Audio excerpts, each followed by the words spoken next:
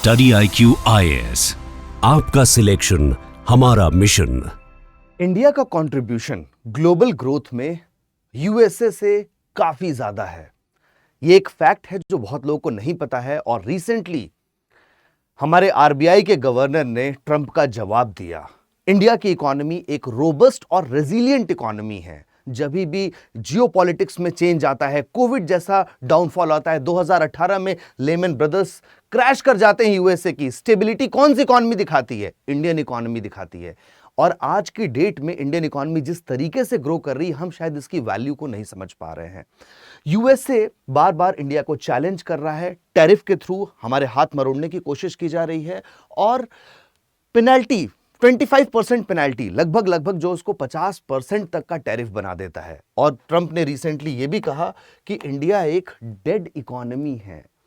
इस हद तक जा पाना कि इंडिया को एक डेड इकोनॉमी कह पाना, आज हम इसको डिकोड करते हैं कि इंडिया का कंट्रीब्यूशन जिस प्रकार से एक ग्रोथ हो रही है, जीडीपी जैसे हम इंडिया की मेजर करते हैं वैसे ग्लोबल जीडीपी है, सारी ग्लोबल इकोनॉमीज मिल करके कितना कंट्रीब्यूट कर पा रही हैं, वहां पर इंडिया की भागीदारी है 18% की, 18%, जहां पर केवल जो ट्रंप है, जो यूएस जो स्टेट है, वो ओनली 11% की भागीदारी दिखा पा रहा है।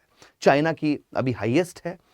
सो उन्होंने पहले कहा India is taking advantage of America, जो उनका नैरेटिव रहता है मागा का, making America great again. Now is the time. India सिर्फ आत्मनिर्भर भारत के बारे में नहीं सोच रहा है। इंडिया ने अपने एग्रीकल्चर सेक्टर को प्रोटेक्ट किया, इंडिया ने अपने डेयरी सेक्टर को प्रोटेक्ट किया। इंडिया अब एक्सपोर्ट लेड ग्रोथ मॉडल की तरफ जा रहा है कि हम सिर्फ भारत में ही आत्मनिर्भरता नहीं लाएंगे, हम एक्सपोर्ट भी करेंगे और हमारी इकोनॉमी पूरी तरीके से तैयार है, किसी पे भी डिपेंडेंट नहीं है, including America, including Europe. We will understand and decode this how it is going to happen. Now India versus the whole West, एक चीज है हमें समझनी पड़ेगी कि बार बार ट्रंप या वेस्टर्न इकोनॉमीज इंडिया को इस तरीके से कटघरे में क्यों लेते हैं, या इंडिया के इकोनॉमी के स्ट्रक्चर को क्यों क्वेश्चन उठाया जाता है। नाउ इसको समझने के लिए एक थ्योरी है, ग्राहम टी एलिसन एक साइंटिस्ट थे, पॉलिटिकल साइंटिस्ट थे यूएसए के, उन्होंने एक थ्योरी दी थुसाइडिड्स ट्रैप की। थुसाइडिड्स ट्रैप क्या होता है कि जब कोई एक स्टैब्लिश्ड पावर हो, जैसे America, USA petro dollar economy से अपनी करेंसी को बहुत स्ट्रांग कर चुका है, वो एक स्टैब्लिश्ड पावर, सुपर पावर समझता है खुद को, तो जब नई पावर राइज करती है तो वो उसको चैलेंज करती है। जैसे अभी हम देखेंगे चाइना का राइज हुआ तो यूएसए को लगा कि चाइना कैसे राइज कर सकता है, तो चाइना को इन्होंने एक थ्रेट की तरह देखा, परसीव किया और उस पर काफी टैरिफ्स लगाए, ट्रेड वॉर, करेंसी वॉर शुरू हो गया। लेकिन अब इनको देखने को मिल रहा है कि लास्ट 10 सालों में इंडिया में बहुत सारा बदलाव आया है। इंडिया एक फ्रेजाइल 5 इकोनॉमी से निकल करके इतनी स्ट्रांग एंड रेजिलिएंट इकोनॉमी बनता जा रहा है। Fastest growing major economy of the world है इंडिया।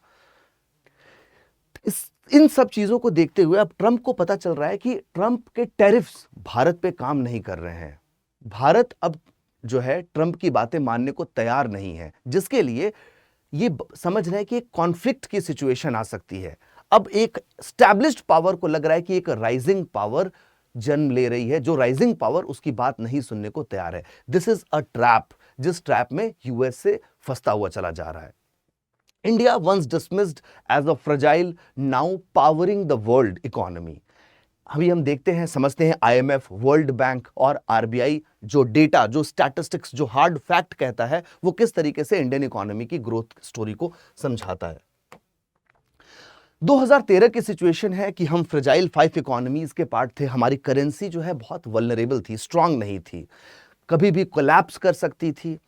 और हमारे वहां पे जो स्टॉक मार्केट था, स्टॉक मार्केट में क्या होता है, फॉरेन इंस्टीट्यूशनल इन्वेस्टर्स भी पैसा निवेश करते हैं, तो वो एक तरीके से पैसे पे कोई गारंटी नहीं थी कि कितना निवेश होगा। स्टॉक मार्केट थोड़ा फ्लक्चुएशन में रहता था। उसके बाद से 2025 में अब इकोनॉमी हमारी बहुत तेजी से ग्रो कर रही है। कोविड की वजह से, कोविड के पहले हम और तेज ग्रो कर रहे थे, ठीक है, 9%, 9.4% से ग्रो कर रहे थे। कोविड के बाद से ग्रोथ रेट हमारी स्लो हुई, जीडीपी की ग्रोथ रेट स्लो हुई। हम चाहते थे कि डबल डिजिट से ग्रो करें इस डिकेड में, ये हमारा प्रोजेक्शन था पहले का कि इंडिया अब डबल डिजिट से ग्रो करने जा रहा है और आगे शायद करेंगे भी। बट राइट नाउ इंडिया की ग्रोथ जो है प्रोजेक्टेड है 6.5% और ये बहुत ज्यादा है। ग्लोबल एवरेज ग्रोथ जिस तरीके से विश्व की सारी इकोनॉमीज ग्रो कर पा रही हैं, भारत उससे लगभग डबल रेट से ग्रो कर रहा है। मैं यूएसए की बात बताऊं आपको, यूएसए तो 1 से 1.5% पे ग्रो कर रहा है और इंडिया 6.5% से ग्रो कर रहा है। यूएसए से फॉरेन डायरेक्ट इन्वेस्टमेंट इंडिया में आ रहा है, फॉरेन इंस्टीट्यूशनल इन्वेस्टर्स भारत में निवेश करना चाह रहे हैं। आप देखोगे क्रिस वुड जो जेफरीज ग्लोबल स्ट्रैटेजिस्ट हैं, उनका मानना यह है कि इंडिया के अंदर शेयर्स खरीदने का टाइम है, बेचने का नहीं। भारत में निवेश करने का टाइम है, भारत से शेयर्स हटाने का नहीं। वहीं पर यह प्रेशर अलग दिया जा रहा है।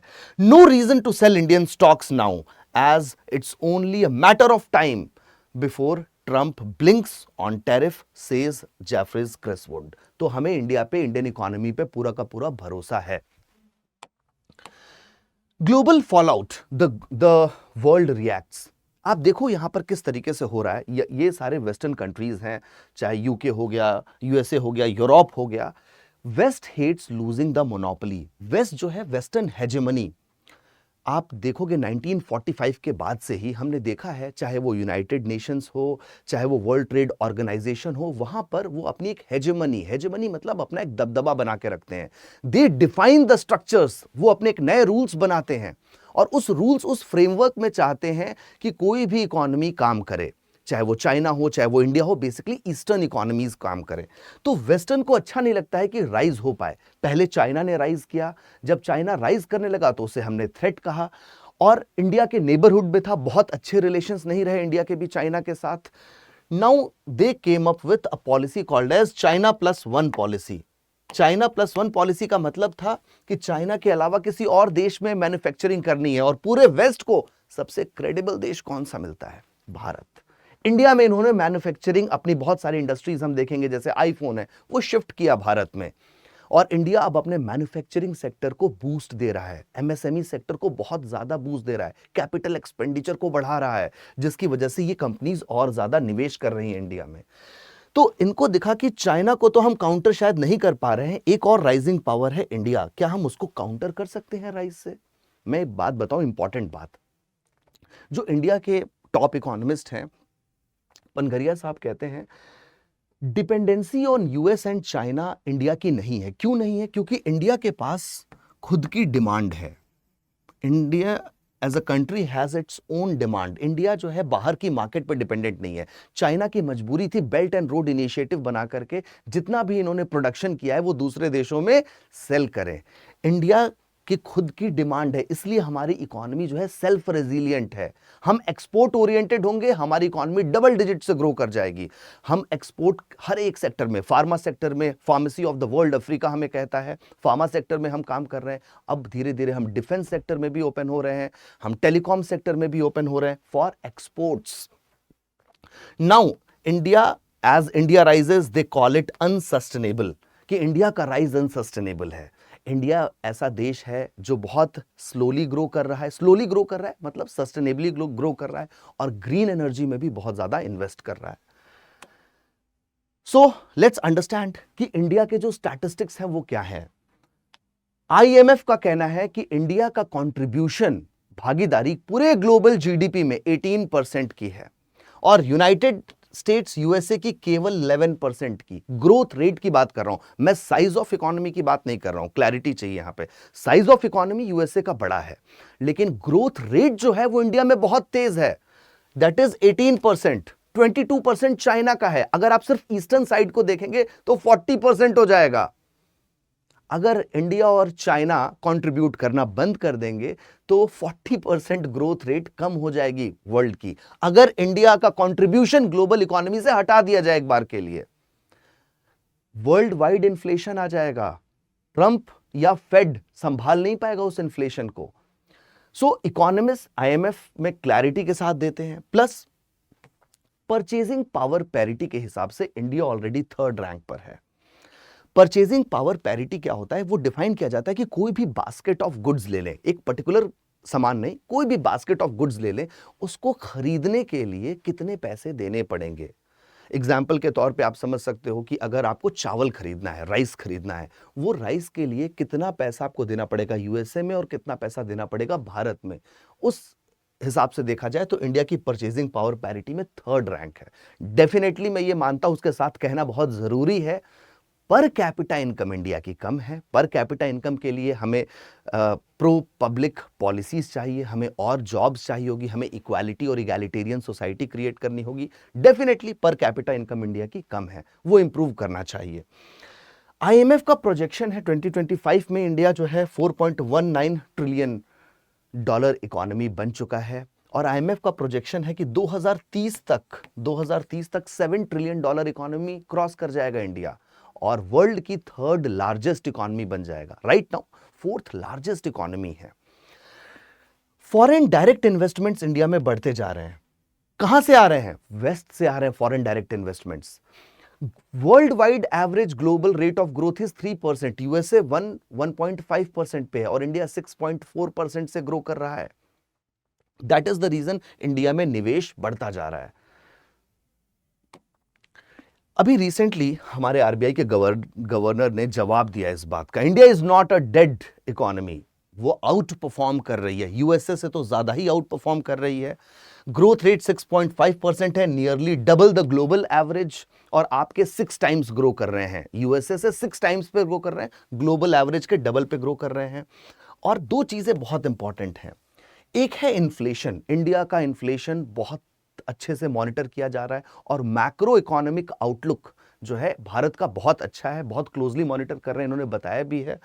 और ऑयल शॉक्स वेल मैनेज्ड हैं। ऑयल शॉक्स इसलिए इंपॉर्टेंट हो जाता है, देखो, क्योंकि ऑयल अगर महंगा हो गया बाहर की मार्केट में, तो ऑयल से जुड़ी हुई सारी चीजें भारत में महंगी हो जाती हैं। 87% ऑयल भारत इंपोर्ट कर रहा होता है, तो 87% ऑयल इंपोर्ट क्या करता है? इंपोर्टेड इन्फ्लेशन को ले आ देता है, जिसकी वजह से हर चीज, खाने पीने का सामान महंगा हो गया, ट्रांसपोर्टेशन महंगा हो गया, तो इन्फ्लेशन आ जाता है भारत में। तो ये बड़ा लिंक्ड है आपस में। तो क्लियरली इन्होंने बताया कि ये दोनों चीजें हम मैनेज कर रहे हैं। और now in terms of policy making, तो अब हमारा कैपिटल एक्सपेंडिचर, जो हमारा बजट है 11.1 लाख करोड़ का कैपिटल एक्सपेंडिचर बजट में दिया गया है, तो कैपिटल एक्सपेंडिचर बढ़ रहा है। कैपिटल एक्सपेंडिचर का मतलब यह होता है जहां पर भी हम इंफ्रास्ट्रक्चर बना रहे हैं, सड़कें बना रहे हैं, स्कूल्स बना रहे हैं, हॉस्पिटल बना रहे हैं, एनर्जी सेक्टर में इन्वेस्ट कर रहे हैं, न्यूक्लियर एनर्जी में इन्वेस्ट कर रहे हैं, इसको हम कहते हैं कैपिटल एक्सपेंडिचर। यानी भारत में अब एसेट्स ज्यादा होंगे।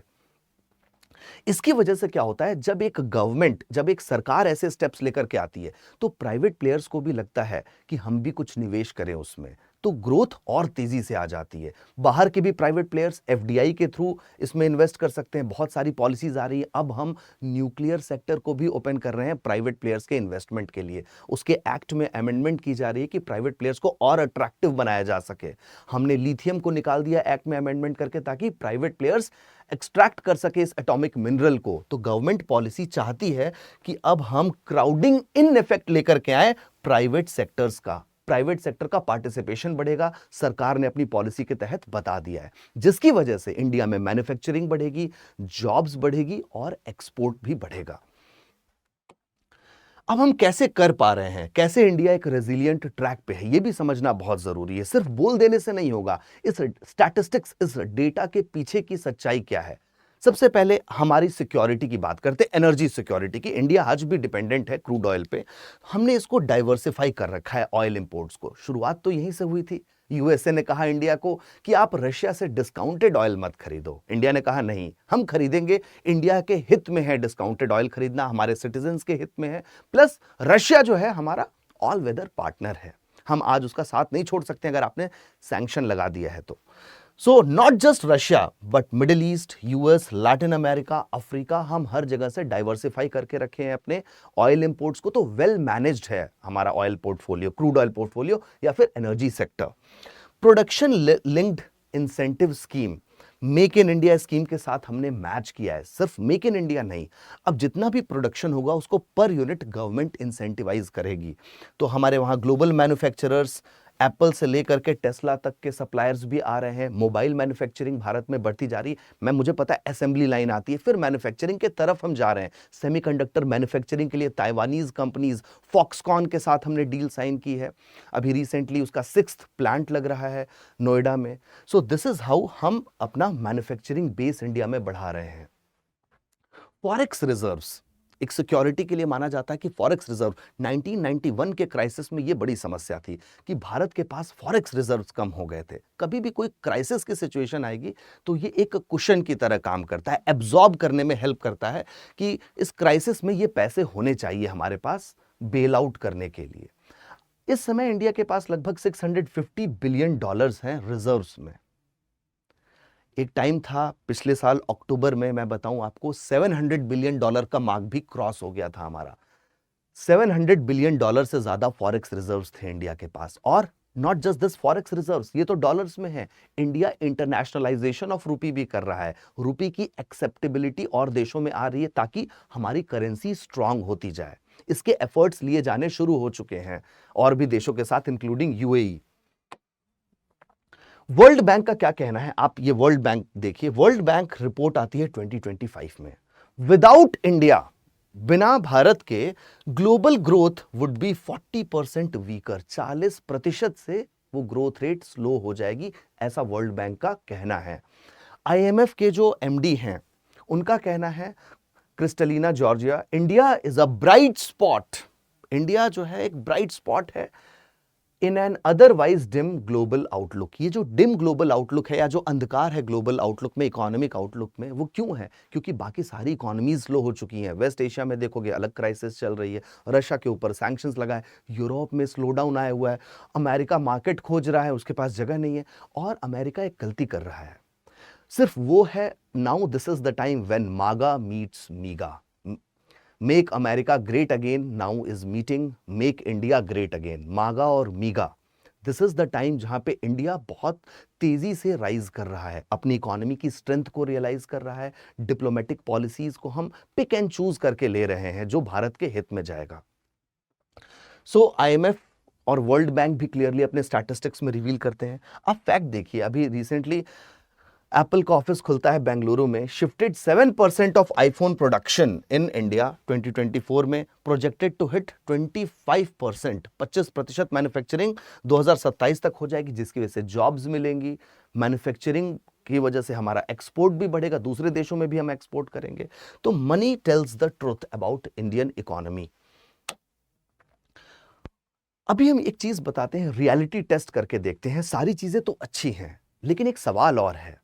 सवाल यह है कि कोई बात क्यों नहीं कर रहा है आज की डेट में कि इंडिया डबल डिजिट से ग्रो कर सकता है। हम 6.5% फास्टेस्ट ग्रोइंग इकोनॉमी से क्या खुश होंगे?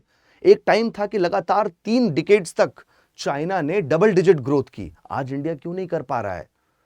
पॉइंट इज, हमें यह समझना पड़ेगा कि इंडिया को आज भी एक पुश की जरूरत है। 6.4% हमने अपनी कम की, बेसिकली 6.7% का हमारा टारगेट था, 6.5% हमने कर लिया।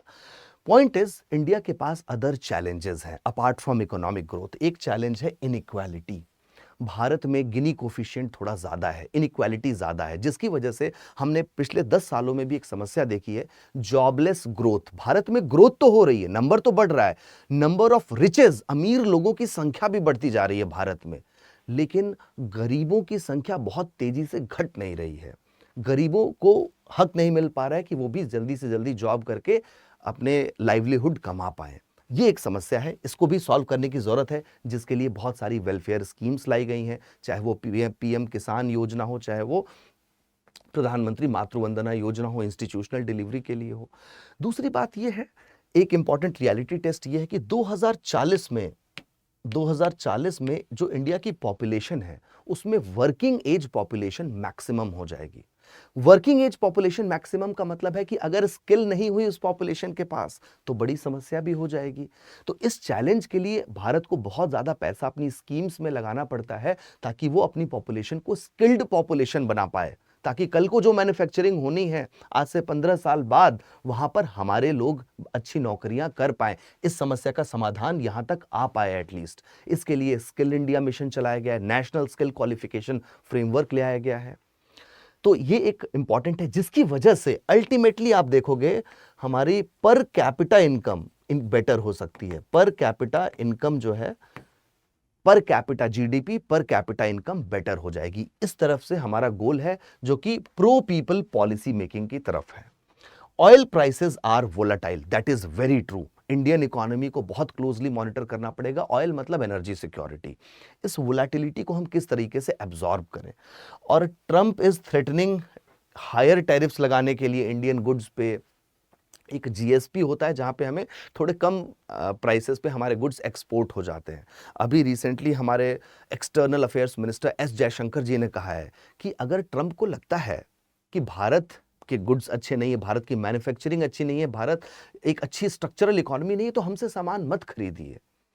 पॉइंट इज नाउ अब ये पॉइंट आ चुका है कि इंडिया ये चीज समझ रहा है कि हमारा जो एक्सपोर्ट है वो भी डाइवर्सिफाई होगा, सिर्फ यूएस तक सीमित नहीं रहना है। इंडिया का एक्सपोर्ट सरप्लस चलता है यूएसए के साथ, तो हमें और भी देश खोजने हैं एक्सपोर्ट्स के लिए, और खुद की पॉपुलेशन से जो डिमांड आ रही है उसको एब्जॉर्ब करना है। Global demand is shaky. Global demand geopolitical headwinds के साथ चेंज होती रहती है। अब चाइना से फोकस शिफ्ट होकर के इंडिया पर आ रहा है, बट इंडिया पैनिक नहीं कर रहा है। बहुत अच्छी बात है, हमने ट्रंप के टैरिफ का जवाब भी दिया, और इंडिया इस बात को कंसिडर कर रहा है कि ट्रंप के टैरिफ का इंपैक्ट पड़ेगा हमारी इकोनॉमी पे, बिल्कुल पड़ेगा। अचानक से एक शॉक लगा इंडिया को कि 50% एक देश जिसको हम स्ट्रैटेजिक पार्टनर कह रहे थे यूएसए को, वो हम पे 50% टैरिफ लगाने की बात कर रहा है। तो आरबीआई ने अपना फोरकास्ट जो था, प्रोजेक्शन था कि हमारी इकोनॉमी जो है 6.7% से ग्रो करेगी, उसको कम किया। हमने इसको नोटिस में लिया, 6.5% से कर रहे हैं। और हमारा जो रेपो रेट है, जिसको पॉलिसी रेट कहते हैं, उसको 50 बेसिस पॉइंट से भी कम किया हमने। हमारा इन्फ्लेशन 3.2% पे आ गया, one of the lowest inflation. तो हम चाह रहे हैं कि भाई मार्केट में पैसा जाए, उसके लिए आरबीआई एफर्ट्स कर रही है। Policy buffers. Government can cut fuel duties if oil surges. अगर ऑयल का प्राइस बढ़ेगा तो सरकार जो है फ्यूल ड्यूटीज कम कर देगी, ताकि लोगों को बड़ा इंपैक्ट ना पड़े। उस इंपैक्ट को एब्जॉर्ब करेगी। जो भी हमारे ऑयल प्राइसेस में वोलेटिलिटी आएगी, सरकार उसके लिए तैयार है। और आरबीआई गवर्नर ने क्लियर कट शब्दों में कहा कि हम बहुत क्लोजली मॉनिटर कर रहे हैं सिचुएशन को, और हम एक्ट भी करेंगे बहुत स्विफ्टली। कोई भी चेंज होगा उसको तुरंत हम इंडियन इकोनॉमी में रिस्पॉन्सिव तरीके से एक्ट करेंगे। तो एक बार जस्ट अ रिकैप, इंडिया जो है 6.5% से ग्रो कर रहा है, वर्ल्ड इकोनॉमी 3% से, 18% से ग्लोबल ग्रोथ में भारत का कंट्रीब्यूशन है, और यूएसए का मात्र 11% का।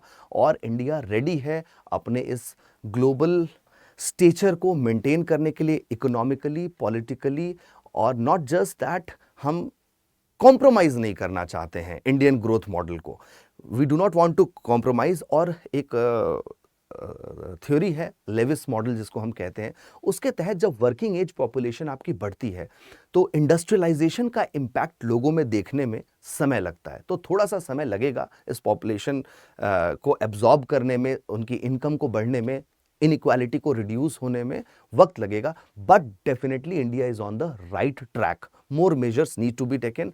आप भी मुझे कमेंट बॉक्स में जरूर बताइए भारत को और क्या करना चाहिए। एक क्वेश्चन है आपके लिए, you can pause the video और आंसर जरूर दीजिएगा कमेंट बॉक्स में। जिसका आंसर करेक्ट होगा, I will like that answer.